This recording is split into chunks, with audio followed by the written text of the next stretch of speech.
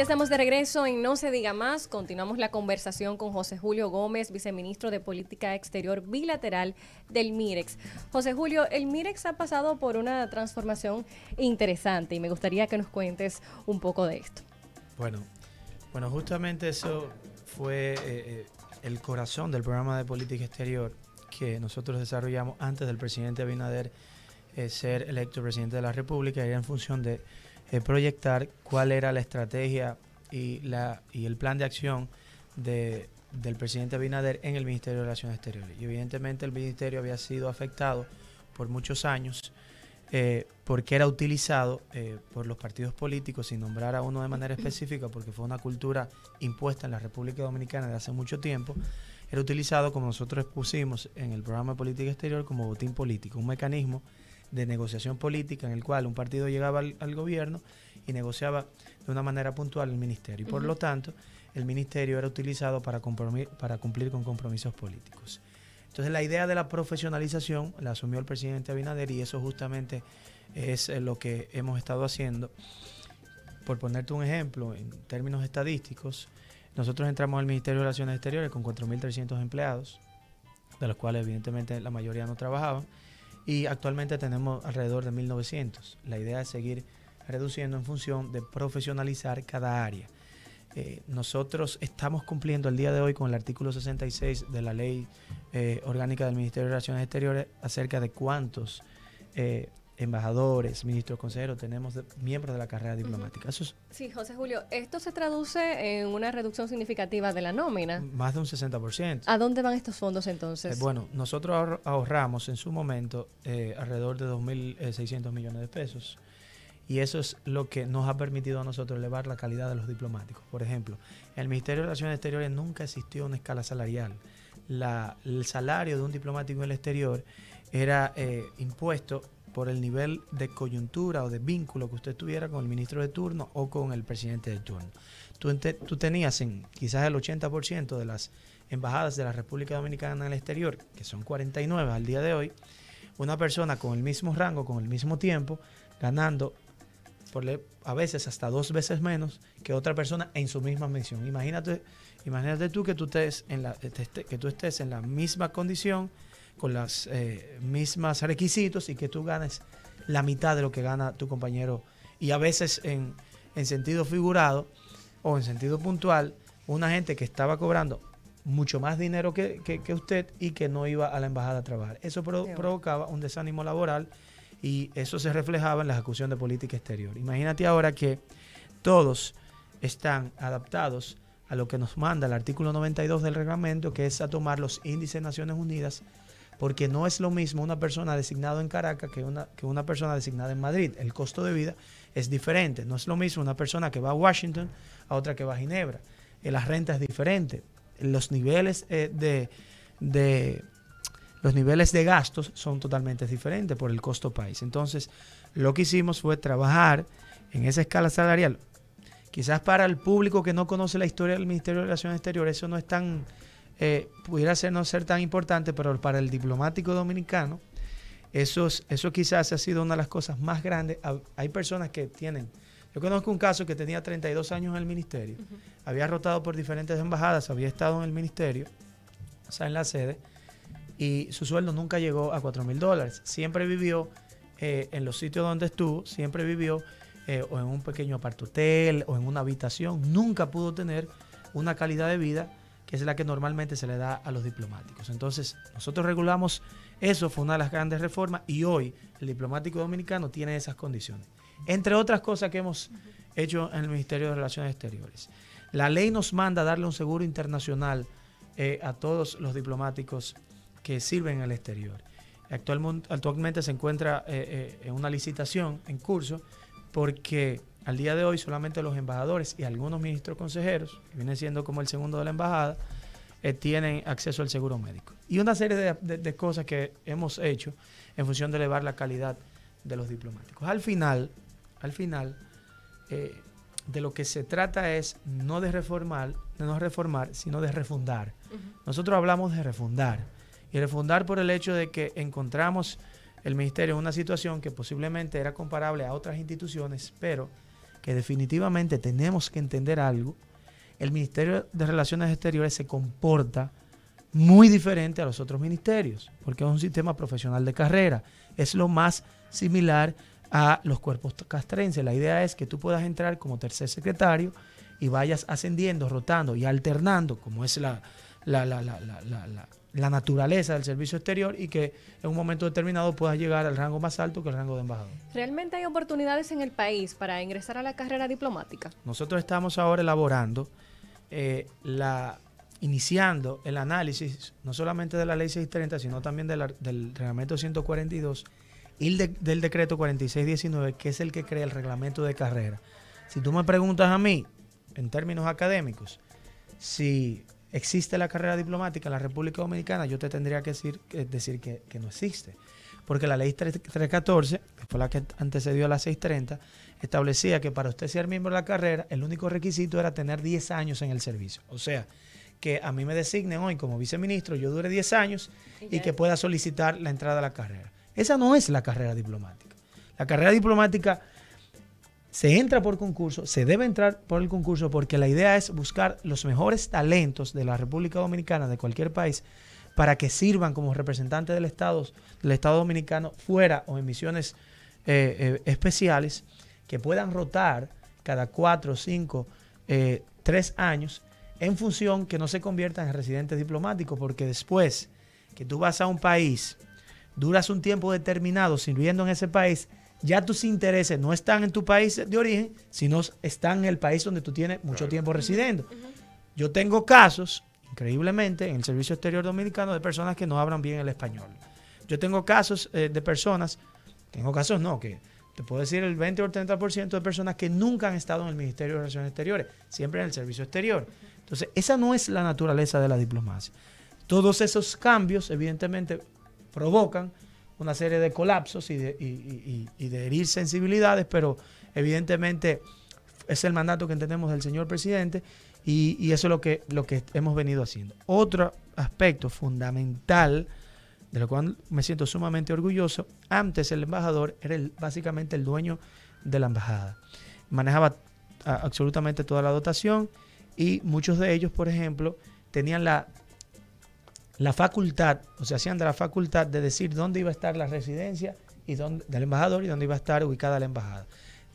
En muchos casos la residencia estaba en lugares no óptimos y la embajada también. Todo eso está siendo regulado en el Ministerio de Relaciones Exteriores, porque tanto la embajada como la residencia del jefe de misión son herramientas fundamentales de la ejecución de política exterior. No es lo mismo lo que usted puede negociar, y eso son cosas sencillas que quizá en el día a día no se entiende, pero no es lo mismo usted negociar algo importante del Estado Dominicano en un restaurante que usted hacerlo en la intimidad de su hogar. Y esos son los aspectos que las personas no entienden. Y por eso esto tiene que ser totalmente profesional. En muchos países del mundo se utiliza la ecuación de Pareto del 80-20, otros el 30-70, otro el total profesional, otro el 95-5. Lo que quiere decir que un porcentaje son diplomáticos de carrera y otro porcentaje son designaciones políticas. La ley 630 establece en el artículo 66 la cantidad de embajadores y de tercer secretario a ministro consejero que deben estar en la carrera diplomática, y plantea que debe iniciar desde la promulgación de la ley con un 10%, subiendo cada año un 5%. Hoy en día estamos cumpliendo con eso. Y yo me tomo de ejemplo, siempre me tomo de ejemplo cuando hablo de esto de la reforma de la carrera diplomática, porque evidentemente hemos contado con muchos países amigos que nos están asesorando y estamos aprendiendo de su experiencia. Mira, Karina, si yo hubiese vivido en otro país, quizás, yo hubiese concursado en la escuela. Bueno, yo soy licenciado en Relaciones Internacionales, tengo mis posgrados en estudios diplomáticos, etcétera, etcétera. Pero mi intención hubiese sido concursar para entrar a la carrera diplomática, servir en la carrera diplomática 3, 4, 5 destinos, estar también en la Cancillería y hacer mi carrera diplomática. Eso me iba a permitir que yo hubiese llegado a viceministro, por ponerte un ejemplo, quizás con mayor experiencia en el servicio exterior, con mayor experiencia en temas de negociaciones bilaterales, etcétera, etcétera. La gente me dice, bueno, pero tú no puedes poner ese ejemplo, porque ustedes lo están haciendo muy bien, ustedes están transformando ese ministerio. Sí, es cierto. Sin embargo, eso es un caso particular del canciller que ha decidido eso.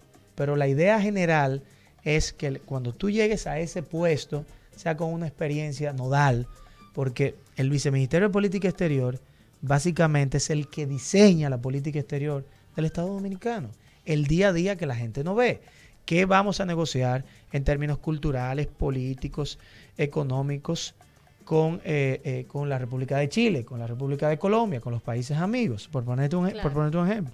Entonces, cuando la relación política no está estable, no funciona la relación comercial, no funcionan los lazos culturales, no funciona la cooperación internacional. Entonces, básicamente todas esas pinceladas, pero el proceso ha sido muy fuerte para nosotros, lo hemos enfrentado con mucha valentía y yo sé que todo el que ha estado en este año y 6 meses en el Ministerio de Relaciones Exteriores se siente sumamente orgulloso de lo que ha hecho el señor canciller, evidentemente con el mandato del señor presidente y lo que vamos a seguir haciendo, porque no se trata de un cambio de ley solamente, se trata fundamentalmente de un cambio de cultura de lo que debe ser un diplomático en la República Dominicana. José Julio, no puedo dejar de preguntarte, por razones obvias, ¿cuál es el estatus de la relación con Venezuela?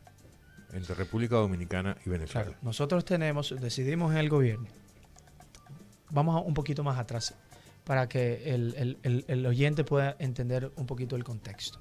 Cuando el presidente Abinader asumió el gobierno, decidimos, por las condiciones en las cuales se encuentra Venezuela, reducir el nivel de las relaciones. Lo reducimos, no cerramos la embajada, pero lo reducimos a nivel de encargado de negocios. No hemos designado un embajador.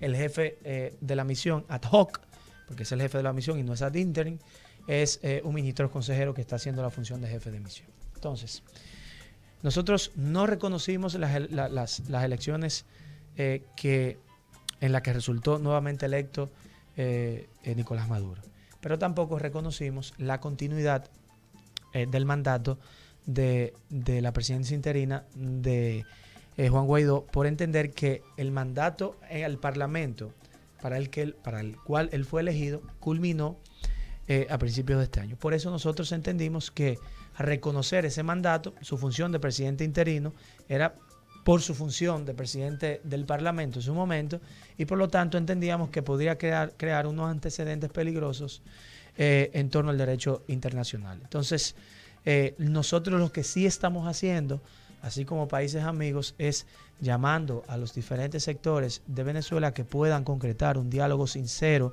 donde se pueda respetar un proceso electoral con garantías democráticas, con observación internacional neutral y donde se pueda definitivamente sincerizar la conformación del Consejo Nacional Electoral a los fines que el resultado de cualquier elección en la República Bolivariana de Venezuela, Alexander, pueda ser legitimado por el pueblo venezolano. Al final del día, la legitimidad, y fue uno de los problemas en el año 2016 en Haití, es que si no vota una cantidad de personas adecuadas dentro del contexto del panorama electoral, evidentemente se le va a restar credibilidad a los resultados de las elecciones. Hemos tenido una serie de contactos en el marco, por ejemplo, de la Comunidad de Estados Latinoamericanos y Caribeños. Estamos utilizando otros instrumentos de carácter regional, pero la idea es de la visión de la República Dominicana con respecto a la situación en Venezuela es que los venezolanos puedan ponerse de acuerdo y plantearse soluciones entre los venezolanos. Muy bien, amigos, estamos conversando con José Julio Gómez, viceministro de Política Exterior Bilateral del Ministerio de Relaciones Exteriores, y no se diga más. José Julio, cuéntame de tu experiencia también como político.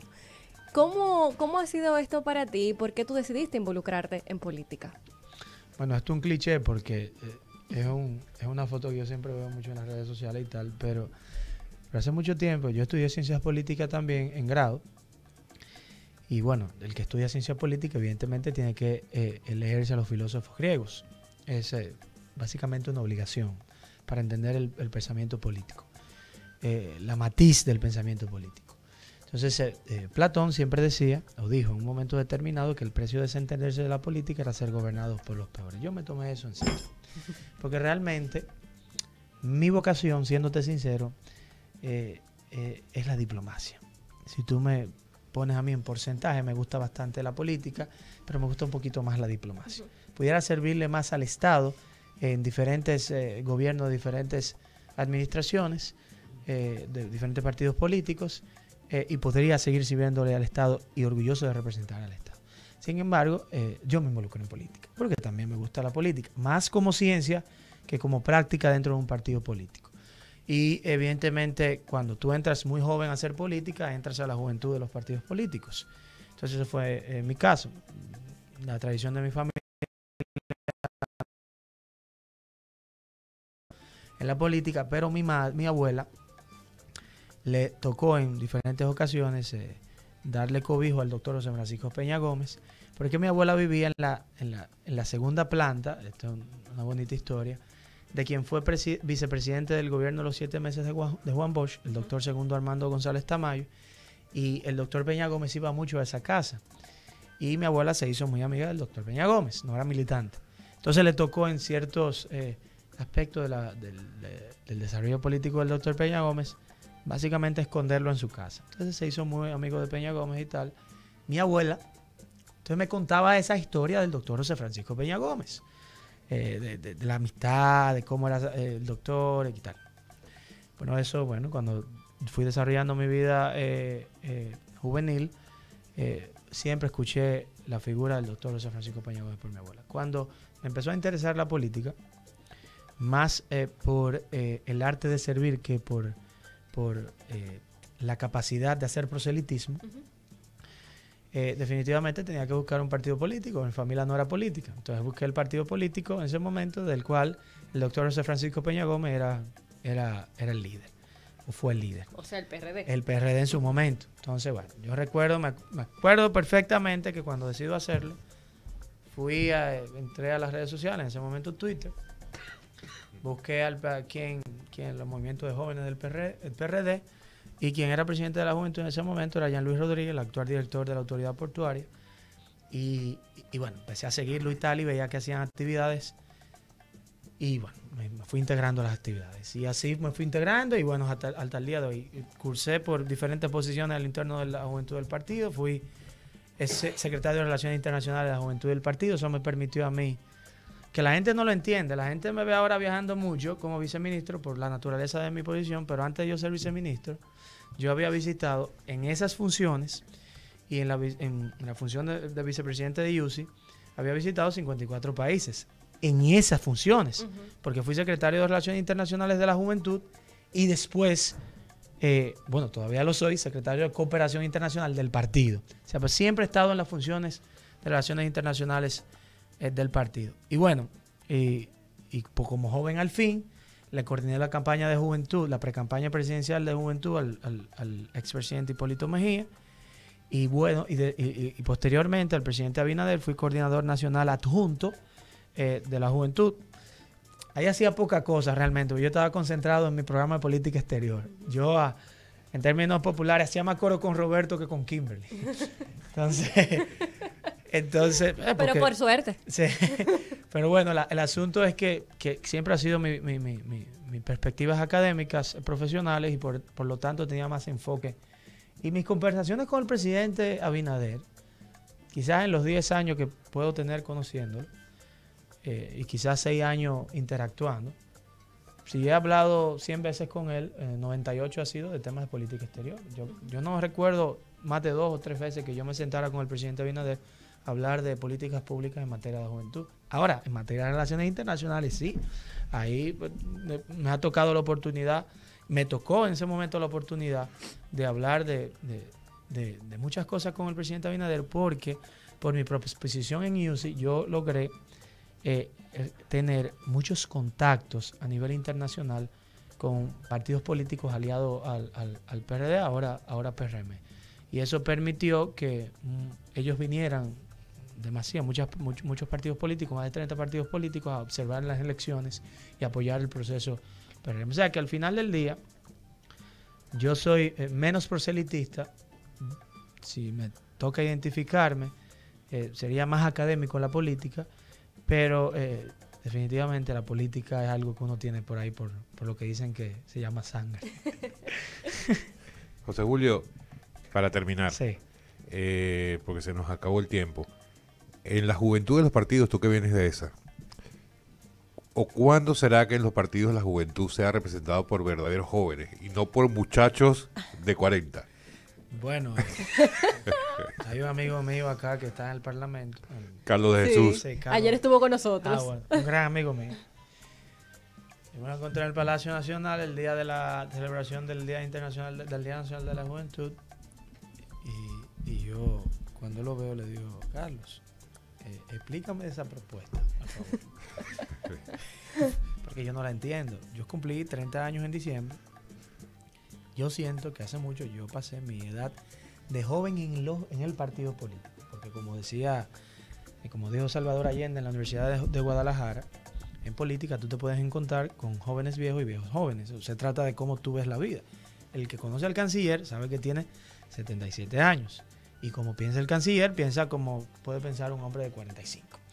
Es con la experiencia de un hombre de 77. Entonces, al final, yo creo que aunque la juventud está más en la cabeza, en la actitud del ser humano, yo en vez de apoyar un proyecto para elevar a 45 la edad de juventud, yo lo bajaría de 35 a 30. Lo digo por mi caso particular. Entonces, José Julio, espérate, tú sabes que yo voy a cumplir 30 también. Entonces, tú quieres que ya yo pase a otra categoría. No, porque, pues no. no, porque podemos seguir siendo jóvenes. Yo, en términos de la política, yo entiendo que más bien se ve representado, y hay un tema de ideas también. Es que hay muchos jóvenes con discursos de adultos. Entonces, queremos replicar, muchos de nosotros replicamos los errores de los adultos. Entonces, a veces, quizás el que tiene 35 te representa más que el que tiene 25. Claro, que como dije con el ejemplo nuestro como viceministro, hay que partir de la generalidad, no de una excepción. Entonces, básicamente, ese ha sido el problema. Pero si me pregunta de manera personal, yo creo que el problema de los partidos políticos con respecto a la juventud es que hay que enseñarle a los jóvenes que hay que levantar más libros y menos banderas. No, pero no banderas, levantar. Cuando yo hablo de banderas, no de las banderas que uno levanta, que uno dice a nivel internacional, que son propuestas y tal. Sí. Yo hablo de banderas del proselitismo político. Entonces, siempre ha sido mi frase: levante más libros y menos banderas. Sí, porque es muy chulo las caravanas en época de campaña. Y uno goza. Claro. Alexander, yo te puedo teorizar en 2 o 3 temas, pero también yo sé gozar en esas caravanas. Pero hay que entender que la política se trata de otra cosa. La política no se trata de ir a apoyar única y exclusivamente un candidato porque te gustan los colores del partido. No, sino porque de una manera u otra tú te sientes representado con las propuestas de esa persona, y porque tú pragmáticamente sigues a esa persona. Bueno. Así es, José Julio. Muchísimas gracias por habernos acompañado hablando de Jean-Louis. Hoy Jean-Louis tuvo una actividad súper importante. Sí. Jean-Louis, que entregó la juventud del partido como a los 45. Pautoliza a los 47. Y estuvo como 20 representando a la juventud.